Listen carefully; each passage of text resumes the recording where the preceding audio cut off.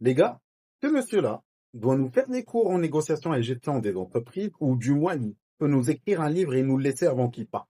Parce que ce mec, il a fait rentrer plus de 100 millions d'euros, sans pour autant, ou on va dire, il a vendu un seul joueur de l'équipe titulaire de 2025-2026, et il a fait rentrer plus de 100 millions d'euros. Comment? Premier recrutement plutôt. Premier transfert, c'était un recrutement ou un retour de Nico Pass du prêt, et puis il l'a revendu à Como à 60 millions d'euros.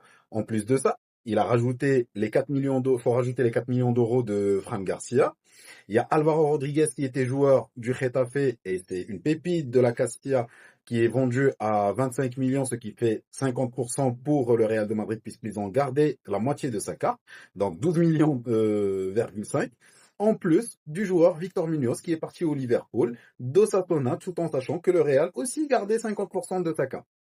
Tout en sachant que sur Nico Pass, il garde bien les 50% sur la carte sur un prochain transfert, et sachant que le joueur, justement, il vaut 120 millions d'euros. C'est pour ça que le Real l'a vendu à seulement 60, parce qu'ils ont gardé 50% de la carte du joueur. Donc, Perez, il doit nous écrire du moins un livre sur tout ce qui est négociation et gestion d'entreprise. Parce que faire rentrer 100 millions d'euros, donc avant même d'avoir fait de gros transferts, bah, ça c'est vraiment très fort de sa part.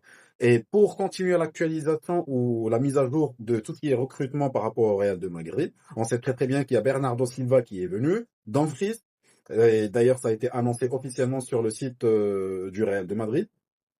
On a aussi donc il y a Dani Ceballos qui est parti en agent libre, donc au Betis. On a aussi Cocorea qui est venu. Donc bon, le transfert pour le moment, le montant qui est donné, c'est 50 millions d'euros hors bonus et jusqu'en 2032 si je ne me trompe pas.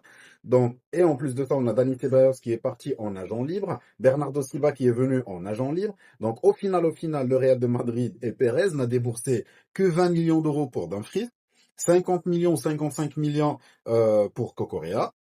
Et il a fait rentrer plus de 100 millions au Real juste avec les pépites, tout en sachant qu'il y a toujours des discussions sur la sortie de Camavinga, la sortie de Mendy, qui éventuellement reste quand même difficile par rapport aux blessures et à la typologie enfin, la durée de son contrat. Donc, quand même, pour faire rentrer ce montant-là et ramener tous ces joueurs et au final n'avoir déboursé qu'un montant de 50, on va dire 75 millions, 80 millions au total si on compte un peu les bonus de Cocorea, et il a fait rentrer plus de 100 millions d'euros. Il n'y a pas mieux qu'un président comme ça, hein.